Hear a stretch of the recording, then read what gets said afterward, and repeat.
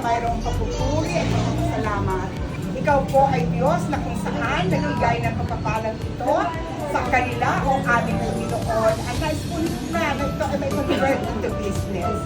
At ito po ay walang iba kundi ang Godly Barter. Napapalain mo nga po ang business na ito o aming Diyos na makapangyarihan sa lahat.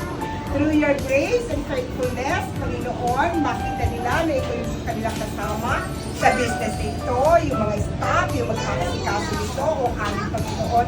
Samahan mo nga po sila, bigyan nga po sila ng karunungan na nagmumula sa iyo.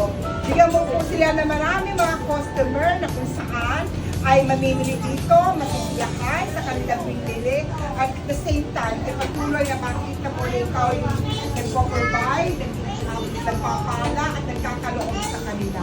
Ito pong aming dalangin sa tanging pangalan ng aming Panginoong sa Kristo. Amen. Amen.